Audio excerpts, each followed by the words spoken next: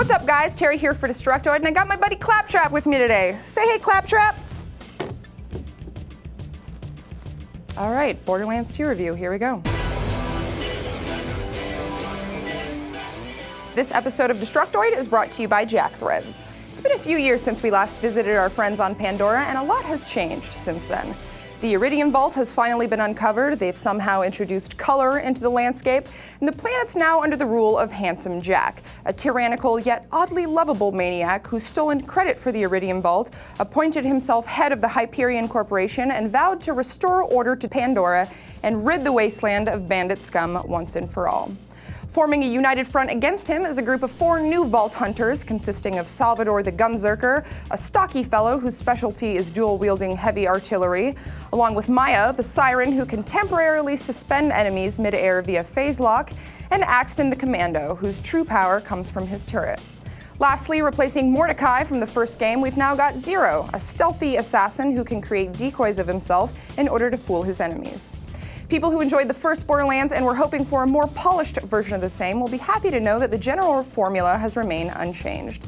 In terms of raw primal satisfaction, it's still the Borderlands you know and love, but with a few necessary overhauls, the most apparent of which has been made to the narrative. Anyway, I hear you and the rest of your little buddies have relocated to Sanctuary. Just wanted to congratulate ya. You've successfully delayed your death by a few months. Now, let's not kid ourselves here. The first Borderlands was successful in spite of its story, and fortunately that success has allowed Gearbox to pull out all the stops this time and hire on Anthony Birch of Hey Ash Whatcha Playin' and Destructoid fame as lead writer. Not only is the plot much more cohesive, but Birch's dry, witty sense of humor has managed to invade just about every part of the game, creating some of the funniest and most memorable video game characters in recent memory. You're gonna need a third, which is why I gave you that here Red Rock. You can buy the last sale from Earl's Black Market. Careful though, Earl's crazy. He ate one of my cars once. Yeah, the whole car. Just like with a fork. For as good as the shooting is in Borderlands 2, it's the story that will ultimately keep you coming back for more. Now, that's not to say that the shooting isn't awesome. I mean, clearly Gearbox has discovered a winning formula and is milking that cow for all it's worth. The controls are tight, the shooting is immensely satisfying, and having a seemingly infinite arsenal of weapons at your disposal means the combat rarely, if ever, gets stale. From corrosive pistols to high-powered rocket launchers to whatever this thing is, Borderlands 2 has, without a doubt, the most guns I've ever seen in a video game. You guys, they really weren't lying. There are tons of them. Of course, looting is one of the big staples of the series, so on top of the gazillions of guns, there's also no shortage of exotic grenades, heavy-duty shields, and powerful class mods and relics you can use to give your character a slight boost. Playstyle has less to do with character class this time around and more to do with picking the skills and weapons that are specifically suited for how you like to play. You want to dual-wield sniper rifles? Sure, why not? I don't recommend it, but here's 50 of them anyway. You want to throw out a turret that nukes everything in sight? Go right ahead, there's a skill for that. Whatever your preference, there's something for everybody in Borderlands 2. To coincide with all that looting is the addition of a much-needed auto-loot function, which allows players to automatically pick up any money, health, or ammo lying nearby. Feast your eyes on this. Okay, all right, well, maybe there's still a few kinks in there. Nothing's perfect. On that note, I'm gonna take a quick second to thank our sponsor, and then I'll be back with my final thoughts on the game. Guys, only suckers pay full price. How many times must I tell you people? If you like alternative apparel brands like Kid Robot, Hurley, and Stussy, but hate wasting all your cash on them, listen up, I've got the solution. You can score these premium brands and more at up to 80% off every day. There's a new invite-only shopping club just for guys called Jackthreads, and they've got all the street, skate, and surfwear brands the kids are wearing these days at prices that will melt your brain. Literally, it'll just melt right off your head. Science, guys.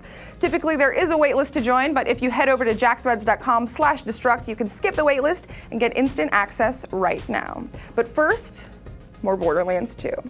Now, whether you're a fan of the first game or not, you cannot deny that certain aspects of it seem to have been deliberately crafted with your brain's pleasure centers in mind. On top of the endless loot scavenging, Borderlands 2 also rewards players on a macro level by issuing challenges, things you would normally do throughout the course of a game, and increasing your character's badass rank every time you complete one. The higher your badass rank, the more tokens you'll earn, and players can choose to concentrate those tokens or spread them out to give their characters an overall boost. It provides a better alternative to a weapon proficiency system since it's not tied to a specific character class, and your badass rank carries over between profiles, so every new character you start has a more powerful baseline than the last. Suffice it to say, the good majority of technical tweaks they've made work well in context. The menus are way more user-friendly, fast travel stations are more intuitively placed, and the minimap. You guys, God, did that game need a minimap. These small changes all provide big upgrades in terms of usability, but they also make it a lot easier to explore your surroundings, which, perhaps you've noticed, now have color in them. Yep, one of the biggest complaints about the first game was the lack of color variation in environments, and while there is still a healthy dose of brown in the mix, there's also wintry mountainsides and toxic wastelands, and a bevy of other vibrant areas to get lost in. The story campaign will naturally lead you through most of these areas on your own, but the side quests are where the game's real personality shines through. About halfway through the game, I was presented with an optional mission to help throw my friend Claptrap a birthday party. Minion, can you blow into this thing? Maybe liven the party up a bit? Looks like I bought way too much pizza. If Claptrap has proven anything, it's that self-deprecating humor can go a long way towards humanizing a robot, and there's a couple other side quests in Borderlands 2 that explore the same theme even further.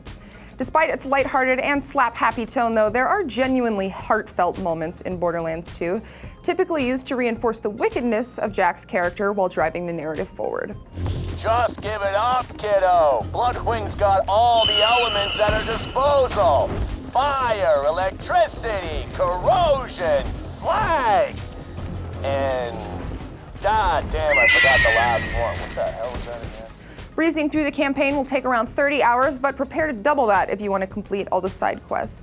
The stark contrast between characters and the ability to share weapons and badass rank across profiles provides more than enough incentive for multiple playthroughs, and trust me, you're going to want to have some friends around for this. As much as I am a fan of single-player games, the 4-player drop-in, drop-out co-op mechanic works too well to not at least give it a try, and if you can't find anyone online to play with, there's always good old-fashioned local split screen.